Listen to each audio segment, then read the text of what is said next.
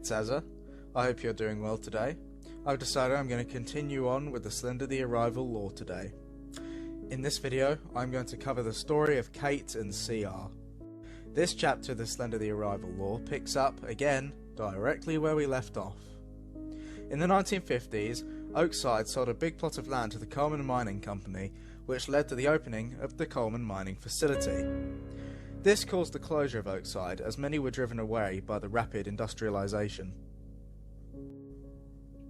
By the 1980s, Oakside Park reopened with a bigger emphasis on nature and activities, as we see from a pamphlet we find. One family that moved back into Oakside a few years after the reopening was the Hayes family. For those who don't remember, the Hayes family was the other family who lived on the Matheson farmstead. The unknown survivor of the Matheson farm house fire had since passed away. The people that moved into the house were Beth Hayes and her daughter Kate. Kate had a friend called Carl Ross, who we find out actually had a crush on Kate from a letter we can find in her bedroom. Kate and Carl would regularly camp out into the woods during the evenings for adventures. On one night, Kate and Carl came face to face with the Slender Man, who was still residing in Oakside. Unlike the Matheson children, however, Kate and Carl were not fooled by the Slender Man's presence and attempted to flee from him.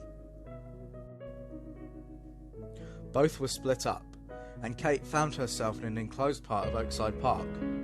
As she wandered around, she began to find strange notes with distressed scrawlings on them, such as, "Leave me alone," "Always watches, no eyes," and "Don't look or it takes you."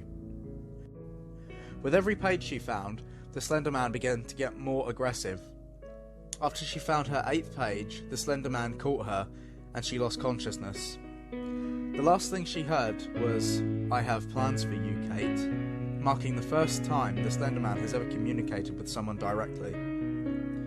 If you haven't gathered already, this section just so happens to be what we play through in the Genesis level as well as the original Slender the 8 Pages game.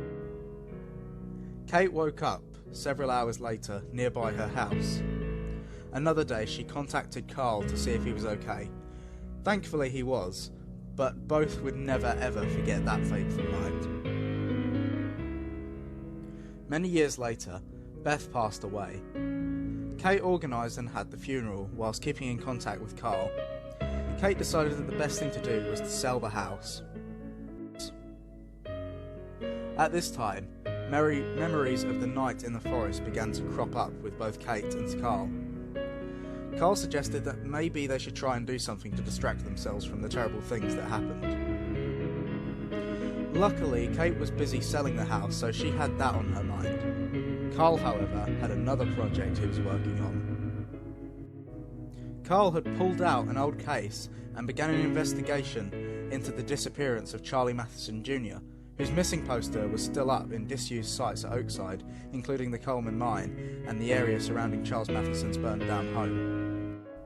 His search led him to the old Matheson farm, where he discovered the dark events that occurred there in 1905. I am of course referring to the events I covered in the first part of the Slender the Arrival lore.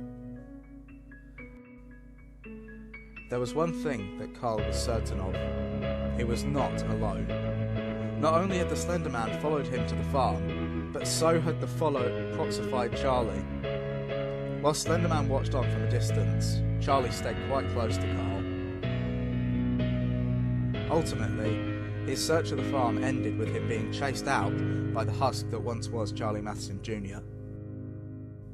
Carl recorded this entire endeavour, which gets found later on in the story.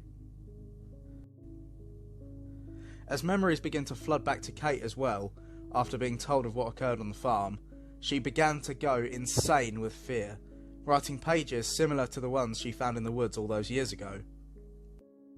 Around the same time as this, a girl called Lauren, who we learn is Kate and Carl's childhood friend, called Kate, offering to help her with the moving process.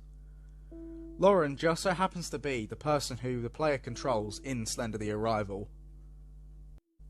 As Carl made it back to Kate's house, he begged her to come with him to the huge radio tower, as he believed that was the only place of refuge against the Slender Man.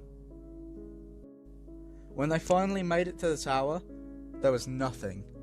Nothing whatsoever. When he realised all hope was lost, he tried to convince Kate that they should both end it all in the tower by burning themselves to death.